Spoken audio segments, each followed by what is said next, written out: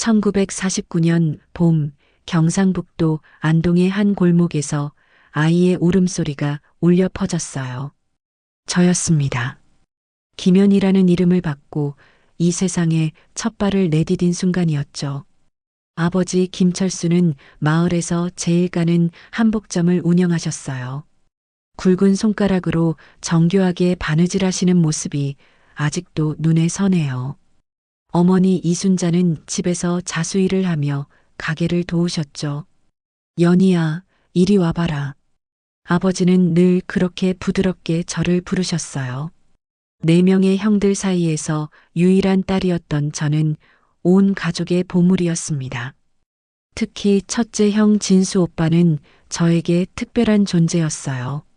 저보다 8살이나 위였던 진수 오빠는 마을에서 가장 존경받는 청년 중 하나였습니다.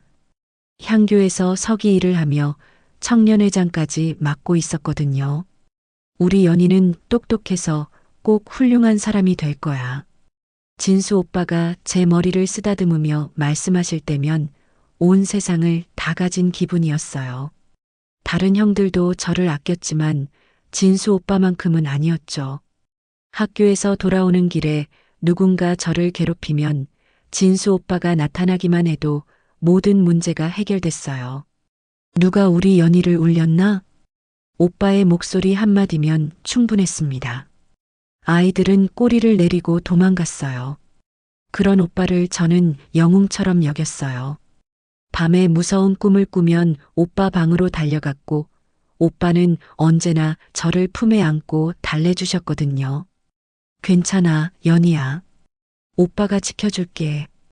그 말 한마디면 모든 두려움이 사라졌어요. 1960년대 후반, 저는 사범학교에 진학했습니다. 당시 여성이 전문직을 갖는다는 건 정말 드문 일이었어요. 하지만 아버지와 진수 오빠는 제 꿈을 응원해 주셨죠. 연희가 선생님이 되면 마을의 자랑이 될 거야. 진수 오빠의 격려 덕분에 저는 더욱 열심히 공부할 수 있었어요. 1970년 마침내 사범학교를 졸업한 저는 마을 초등학교에 발령을 받았습니다. 21살의 김연희 선생님이 탄생한 거죠. 첫 출근 날 진수 오빠가 학교까지 함께 걸어주셨어요. 연희야, 이제 정말 선생님이 됐구나. 오빠가 얼마나 자랑스러운지 몰라. 오빠의 눈에 글썽이는 눈물을 보며 저도 모르게 가슴이 뭉클해졌어요. 그해 가을, 운명적인 만남이 있었어요. 인근 마을에서 온 박동훈이라는 청년과 만나게 된 거죠. 동훈 씨는 진수 오빠의 친구였는데 성실하고 온화한 성격이 인상적이었어요. 연희 선생님, 안녕하세요. 처음 인사를 나눌 때 제 마음에 작은 떨림이 일었습니다. 그의 따뜻한 미소가 마음 깊숙이 스며들었어요. 오빠, 동훈 씨는 어떤 분이세요? 호기심을 참지 못하고 진수 오빠에게 물었어요. 오빠는 씩 웃으며 대답하셨죠. 착한 친구야. 우리 연희가 관심이 있나 보네. 얼굴이 빨갛게 달아올랐습니다. 오빠는 그런 제 모습을 보며 더욱 즐거워하셨어요. 몇 달 후 동훈 씨가 정식으로 저희 집에 찾아왔어요. 전통적인 방식으로 구혼을 하러 온 거였죠. 김 선생님, 연희 양과 교제를 허락해 주십시오. 아버지 앞에서 정중히 인사하는 동훈 씨를 보며 제 마음이 두근두근 뛰었어요. 진수야, 내가 보기에는 어떠냐? 아버지가 진수 오빠에게 의견을 구하셨어요. 그때가 1971년이었는데 아직도 집안의 큰일은 장남의 의견이 중요했거든요. 좋은 친구입니다. 연희에게 잘 맞을 것 같아요. 진수 오빠의 승인이 떨어지자 저는 마음속으로 환호성을 질렸어요. 그렇게 2년간의 교제가 시작됐습니다. 당시 풍습에 따라 늘 가족들의 감시하에 만났지만 그것만으로도 충분히 행복했어요. 동훈 씨는 편지를 자주 써주셨어요. 진수 오빠가 우체국에 편지를 붙이러 가주실 때면 오빠는 장난스럽게 말씀하셨죠. 우리 연희가 완전히 사랑에 빠졌구나. 부끄러웠지만 기분이 좋았어요. 1972년 봄, 드디어 결혼 이야기가 나왔습니다. 동훈 씨가 정식으로 청혼을 한 거였어요. 연희야, 이제 정말 시집을 가는구나. 어머니가 제 손을 잡고 눈시울을 적시셨어요. 저 역시 감격스러웠죠. 23살 교사로서도 한 여성으로서도 가장 아름다운 시기에 사랑하는 사람과 결혼하게 된 거니까요. 하지만 그때는 몰랐어요. 제가 그토록 믿고 의지했던 진수 오빠 안에 어떤 어둠이 숨어 있는지를. 약혼식 날짜가 정해지고 준비가 한창일 때였어요. 어느 날 밤 진수 오빠의 시선이 예전과 달라진 걸 느꼈습니다. 연희야, 이제 정말 어른이 됐구나. 오빠가 제 어깨에 손을 올리며 말씀하실 때 순간 마음이 움츠러들었습니다. 왜 그런 기분이 들었는지 지금도 모르겠어요. 그냥 뭔가 다른 느낌이었어요. 오빠, 저 이제 들어갈게요. 서둘러 방으로 피했던 기억이 나요. 그날 밤 왠지 모를 불안감에 잠을 이루지 못했습니다. 며칠 후에도 비슷한 일이 있었어요. 진수 오빠가 저를 보는 눈빛이 예전의 자상한 현과는 달랐어요. 뭔가 탐욕스러운 느낌? 하지만 저는 그런 생각을 금세 떨쳐버렸어요. 제가 예민해진 거라고, 결혼을 앞둔 신부의 착각이라고 스스로를 달랬죠. 설마 오빠가. 그런 생각은 상상조차 할 수 없었어요. 어린 시절부터 저를 지켜주던 영웅 같은 오빠가 그럴 리 없다고 믿었거든요. 약혼식이 며칠 앞으로 다가왔어요. 마을 사람들 모두가 기대하고 있었죠. 김 선생님 집 막내딸의 약혼식이니까요. 연희 선생님 정말 예쁘게 차려입으실 거죠? 학교 아이들까지 신이 나 있었어요. 하지만 제 안에서는 뭔가가 불안하게 꿈틀거리고 있었습니다. 마치 폭풍 전의 고요함 같은 그런 느낌이었어요. 그때까지만 해도 저는 몰랐어요. 제 인생을 송두리째 바꿀 그 끔찍한 일이 바로 며칠 앞으로 다가와 있다는 거요. 1972년 4월 15일. 약혼식 당일 아침이었어요. 새벽부터 집안이 북적북적했습니다. 어머니는 마당에서 음식 준비로 분주하셨고 아버지는 사랑채를 정리하며 손님 맞이 준비에 여념이 없으셨어요. 연희야, 일찍 일어났구나. 오늘 우리 딸이 주인공이야. 어머니가 환한 미소로 저를 맞아주셨어요. 하지만 왠지 마음이 무겁더라고요. 뭔지 모를 불안감이 가슴을 짓눌렀습니다. 어머니, 전 괜찮을까요? 뭘 걱정하니? 오늘 동훈이와 약혼하고 나면 정말 어른이 되는 거야. 그때까지만 해도 단순한 신부의 떨림이라고 생각했어요. 오전 10시쯤 동훈 씨 집에서 사람들이 도착하기 시작했어요. 양가 친척들과 마을 어른들이 사랑채로 모여들었죠.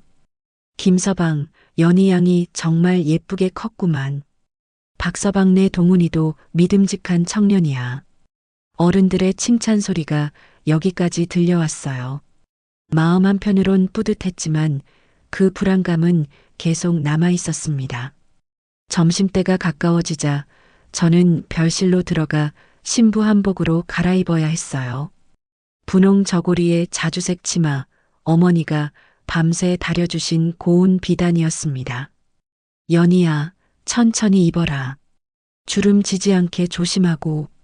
어머니가 걱정스럽게 말씀하시며 방을 나가셨어요. 혼자 남은 방에서 저는 거울을 바라봤어요.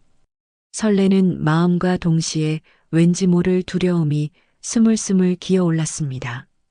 그때였어요. 똑똑똑. 누군가 방문을 두드리는 소리였어요. 연희야, 나 진수야. 오빠의 목소리였어요. 하지만 평소와는 달리 어딘지 이상했습니다. 톤이 낮고 묵직했어요. 오빠, 지금 옷 갈아입고 있어요. 중요한 얘기가 있어. 동훈이에 관한 거야. 제 심장이 쿵 떨어졌어요. 동훈 씨에게 무슨 일이라도 생겼나요? 잠깐만요. 겉옷만 입고 지금 당장 열어. 사람들이 볼 수도 있어. 오빠의 목소리에 다급함이 묻어 있었어요. 저는 서둘러 겉옷을 걸치고 문을 열었습니다. 진수 오빠가 재빨리 방 안으로 들어오더니 뒤돌아서서 문을 잠갔어요. 찰칵 자물쇠 소리가 방 안에 울려 퍼졌습니다. 그 순간 제 온몸에 소름이 돋았어요. 오빠 왜 문을 잠가요? 혹시 누가 들어올까봐. 오빠가 천천히 제게로 돌아섰어요. 그때 본 오빠의 얼굴을 평생 잊을 수 없을 거예요. 그것은 제가 아는 자상한 오빠의 얼굴이 아니었어요. 눈동자가 흐리멍텅했고 입가에는 기묘한 미소가 걸려 있었습니다. 오빠, 동훈 씨에게 무슨 일이 생겼어요? 동훈이? 아무 일도 없어. 그럼 왜? 연희야, 넌 아직 모르는 게 많구나. 오빠가 한 걸음씩 제게 다가왔어요. 본능적으로 뒤로 물러섰지만 곧 벽에 등이 닿았습니다. 오빠, 무슨 얘기인지 모르겠어요. 넌 내가 얼마나 널 아꼈는지 알아? 오빠의 목소리가 이상하게 변했어요. 끈적끈적하고 소름 끼치게 달콤했습니다. 오빠, 그만해요. 사람들이 기다리고 있어요. 잠깐이면 돼. 그때 오빠의 손이 제 어깨를 짚었어요. 순간 제 안에서 뭔가가 툭 하고 끊어졌습니다. 오빠 안 돼요. 제가 소리쳤지만 오빠는 들은 척도 하지 않았어요. 조용히 해. 밖에서 들어. 오빠 제발. 하지만 제 목소리는 점점 작아졌어요. 무섭고 혼란스럽고 믿을 수가 없었거든요. 어린 시절부터 저를 보호해주던 영웅 같은 오빠가 어떻게 이런 끔찍한 일을 할 수 있나요? 그 순간부터는 기억이 흐릿해져요. 마치 악몽 같았어요. 아니, 정확히는 악몽이었습니다. 깨고 싶어도 깰 수 없는 끔찍한 악몽. 제가 얼마나 울었는지, 얼마나 저항했는지 기억나지 않아요. 다만 한 가지는 확실해요. 그날 제 안에 무언가가 완전히 부서져 버렸다는 것. 모든 게 끝난 후 진수 오빠는 태연하게 옷을 정리했어요. 마치 아무 일도 없었다는 듯이요. 이제 옷 입고 나와. 사람들이 기다려. 차갑고 무감정한 목소리였어요. 오빠, 어떻게? 입 닥쳐. 누구한테 말하면 넌 끝이야. 오빠의 눈빛이 차갑게 식었어요. 누가 믿겠어? 마을에서 가장 존경받는 내 말과 히스테리 부리는 내 말 중에 오빠, 게다가 오늘 약혼식 날 이런 말을 한다면 사람들이 뭐라고 생각하겠어? 오빠의 말이 비수처럼 제 가슴을 찔렀어요. 그의 말이 맞았어요. 아무도 믿지 않을 거였어요. 착하게 나와서 웃어. 행복한 신부처럼. 오빠가 문을 열고 나가버렸어요. 저는 그 자리에 주저앉았습니다.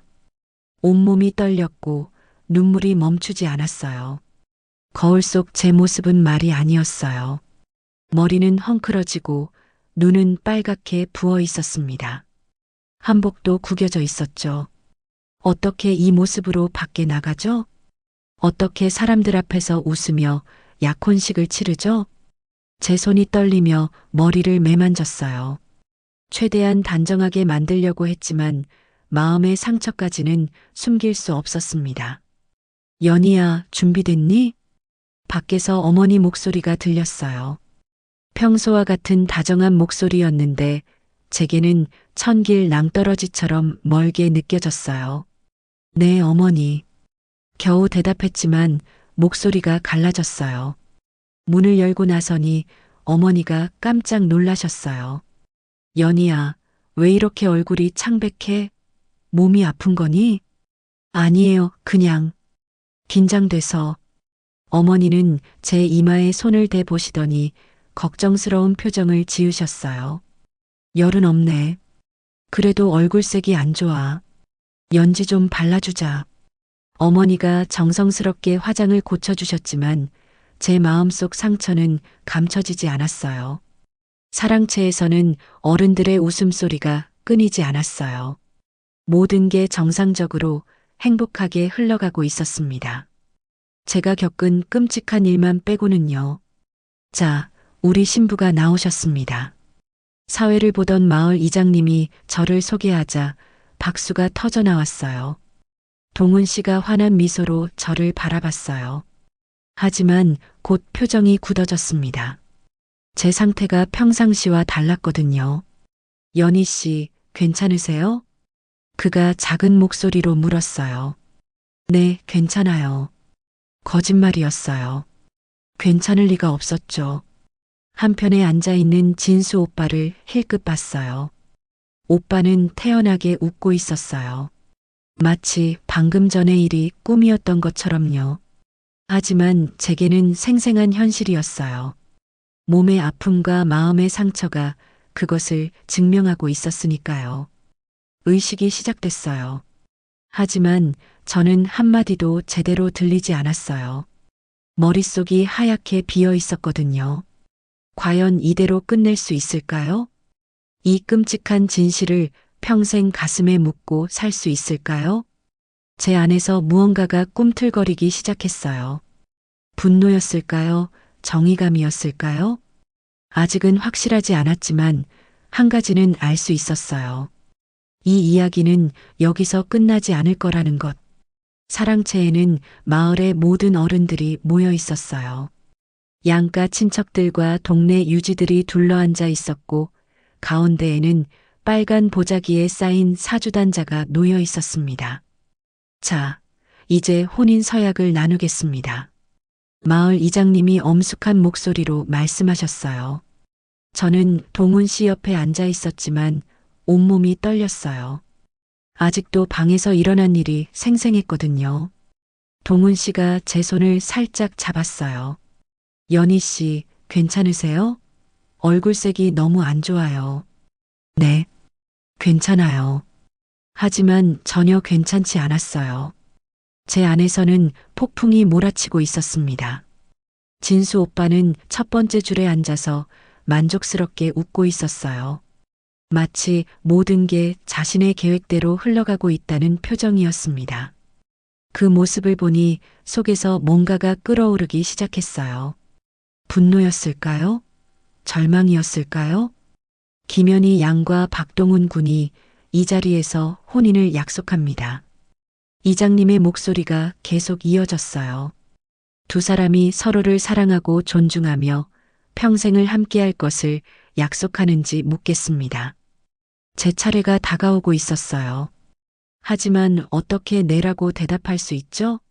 이런 상태로 결혼을 할 수 있을까요? 동훈 씨는 아무것도 모르고 있어요. 1시간 전에 무슨 일이 있었는지, 제가 얼마나 더럽혀졌는지, 박동훈 군, 김연희 양을 평생 사랑하고 보호하겠습니까? 네, 약속드립니다. 동훈 씨의 목소리는 확신에 찼어요. 진심이 느껴졌습니다. 이제 제 차례였어요. 김연희 양 박동훈 군을 평생 사랑하고 따르겠습니까? 침묵이 흘렀어요. 모든 사람들이 저를 바라보고 있었어요. 기대에 찬 눈빛들이었습니다. 하지만 저는 말할 수가 없었어요. 어떻게 거짓말을 할 수 있죠? 어떻게 이런 상태로 결혼을 시작할 수 있을까요? 연희 양? 이장님이 다시 물으셨어요. 그때 진수 오빠와 눈이 마주쳤어요. 오빠는 저를 빤히 바라보며 입술로 무언가를 속삭였어요. 조용히 해. 그 순간 제 안에서 뭔가가 터져버렸어요. 더 이상 참을 수 없었습니다. 잠깐만요. 제가 갑자기 일어나면서 말했어요. 좌중이 술렁거리기 시작했어요. 뭔가 이상하다는 걸 눈치챈 거죠. 연희야, 왜 그러니? 아버지가 당황하신 목소리로 물으셨어요. 아버지, 어머니, 그리고 여러분. 제 목소리가 떨리기 시작했어요. 제가 할 말이 있어요. 연희 씨, 무슨 말씀이세요? 동훈 씨가 걱정스럽게 물었어요. 진수 오빠의 얼굴이 하얗게 변했어요. 뭔가 잘못될 것을 직감한 표정이었습니다. 저는 말문이 막혔어요. 정말 이래도 될까요? 하지만 이대로 넘어갈 수는 없었어요. 평생 이 비밀을 안고 살 자신이 없었거든요. 저는 오늘 결혼할 자격이 없습니다. 뭐라고? 여기저기서 놀라는 목소리가 터져 나왔어요. 무슨 소리야, 연희야? 어머니가 다급하게 일어나셨어요. 1시간 전에 제 목소리가 더욱 떨렸어요. 1시간 전에 제 오빠가 저를 욕보였습니다. 순간 사랑채 안이 죽은 듯 조용해졌어요. 아무도 말을 하지 않았어요. 숨소리조차 들리지 않을 정도로 고요했습니다.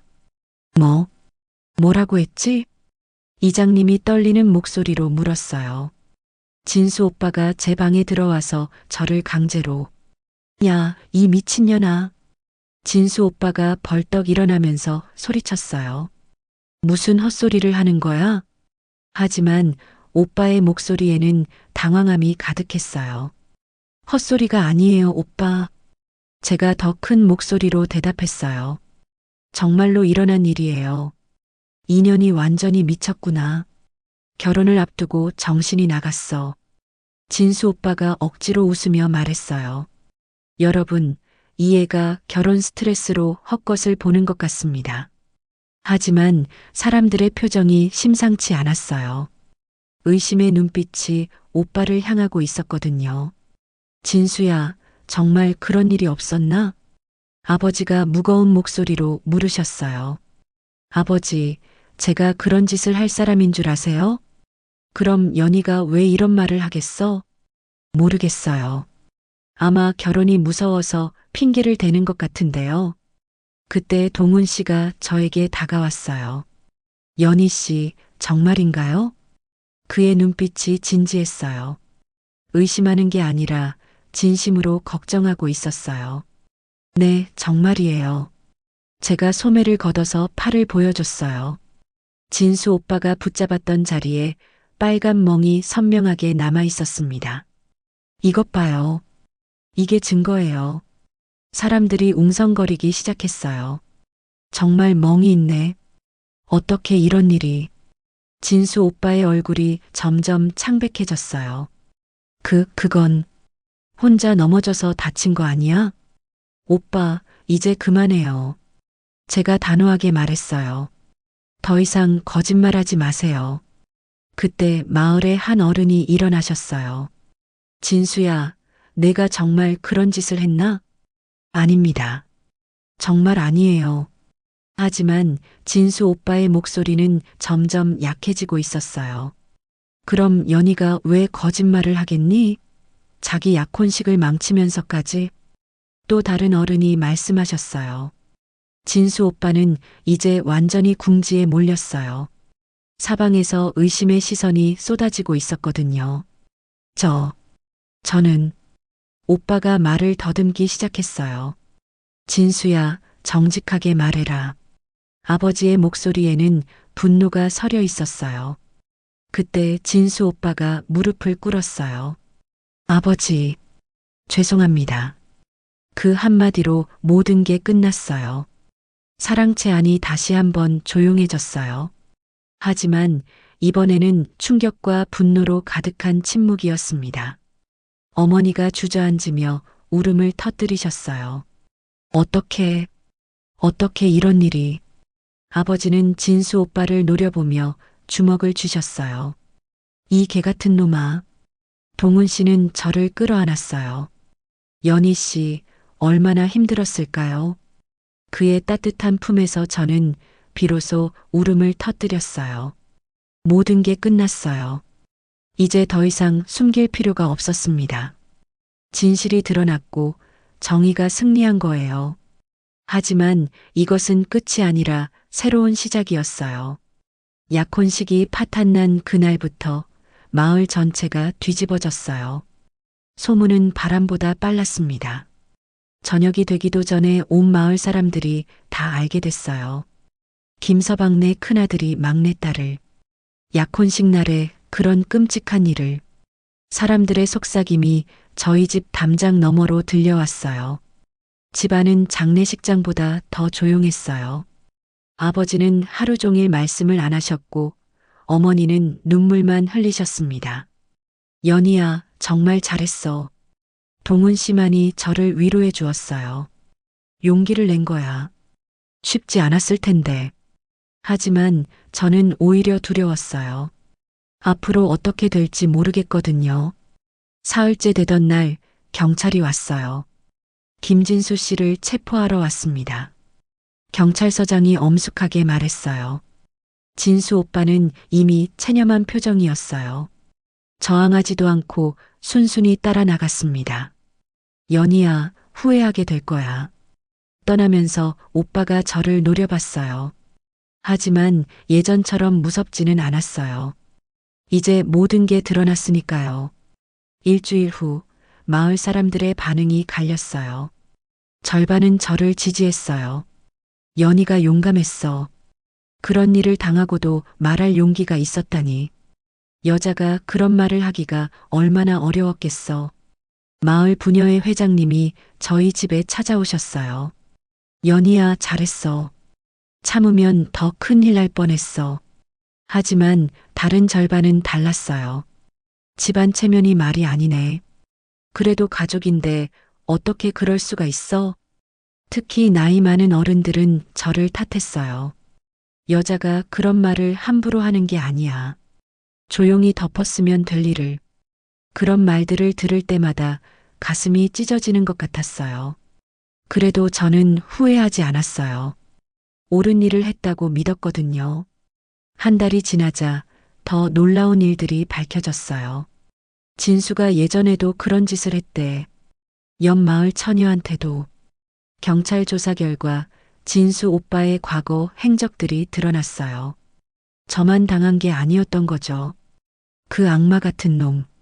이제 마을 사람들 모두가 분노했어요. 연희가 말하지 않았으면 더 많은 피해자가 생겼을 거야. 여론이 완전히 바뀌었어요. 아버지의 한복점에는 손님이 끊겼어요.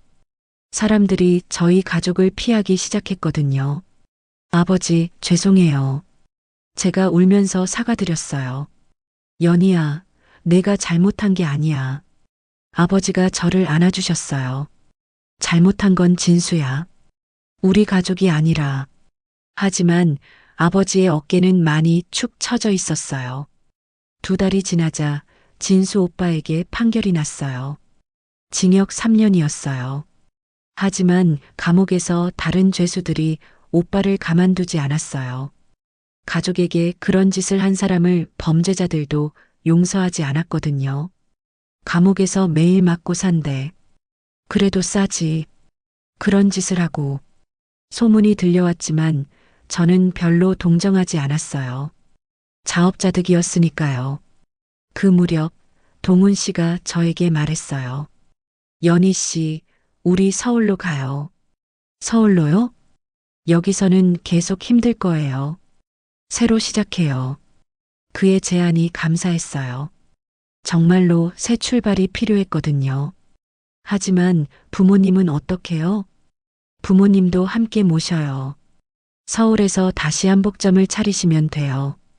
동훈 씨의 배려에 가슴이 뭉클했어요. 그해 여름 저희는 마을을 떠났어요. 떠나는 날 아침 많은 사람들이 배웅 나왔어요. 연희야, 서울 가서 행복해라. 용감한 아이야. 잊지 않을게. 지지해 주셨던 분들이 눈물을 흘리며 작별 인사를 하셨어요. 하지만 일부 사람들은 여전히 차가운 시선을 보냈어요. 집안 망신시키고 떠나는군. 그런 말들이 들렸지만 더 이상 상처받지 않았어요. 제가 옳은 일을 했다는 걸 알고 있었거든요. 버스에 오르기 전 마을을 한 번 더 돌아봤어요. 제가 태어나고 자란 곳이었지만 이제는 과거였어요. 후회 없어요? 동훈 씨가 물었어요. 없어요. 진실을 말한 건 옳은 일이었어요. 그럴 줄 알았어요. 그래서 더 사랑해요. 그의 말에 마음이 따뜻해졌어요. 버스가 출발했어요. 창밖으로 마을이 점점 작아졌습니다. 새로운 삶이 시작되는 거예요. 그때까지만 해도 몰랐어요. 제가 한 일이 얼마나 큰 의미를 갖게 될지를. 몇 년 후 다른 마을에서도 비슷한 일이 있었을 때 사람들이 말했대요. 안동의 김연희처럼 용기를 내야 해. 그 선생님 덕분에 우리도 말할 수 있게 됐어. 제 이야기가 다른 피해자들에게 힘을 주고 있었던 거예요. 진수 오빠는 감옥에서 1년을 버티지 못했어요. 다른 죄수들의 괴롭힘을 견디지 못하고 스스로 목숨을 끊었다고 들었어요. 그 소식을 들었을 때 제 마음은 복잡했어요. 슬프지는 않았지만 허무했어요. 이제 정말 끝났구나. 동훈 씨가 제 손을 잡았어요. 네, 이제 우리 이야기만 남았어요. 그랬어요. 이제 정말 우리만의 새로운 시작이었어요. 마을에서 일어난 그 일은 저에게 큰 교훈을 줬어요. 침묵은 가해자만 보호한다는 것. 진실을 말하는 용기야말로 진정한 힘이라는 것. 그리고 때로는 혼자가 아니라는 것을 깨달았어요. 저를 지지해준 사람들이 있었고 제 용기가 다른 사람들에게도 힘이 된다는 걸 알게 됐거든요. 그 모든 아픔과 시련이 헛되지 않았어요. 새로운 세상이 저를 기다리고 있었으니까요. 1973년 봄, 서울에서의 새로운 삶이 시작됐어요. 동훈 씨와 저는 조용한 결혼식을 올렸어요. 화려하지 않았지만 진정한 사랑으로 가득했습니다. 연희야, 행복하게 해줄게. 동훈 씨가 제 손을 꼭 잡으며 약속했어요. 저도 동훈 씨를 평생 사랑할게요. 이번에는 진심으로 말할 수 있었어요. 서울 생활은 쉽지 않았어요. 모든 게 낯설고 어려웠습니다. 하지만 자유로웠어요. 과거를 아는 사람이 없었거든요. 연희 선생님, 수업이 정말 재미있어요. 새로운 학교의 아이들이 저를 좋아해 주었어요. 서울의 아이들은 안동의 아이들과 달랐어요.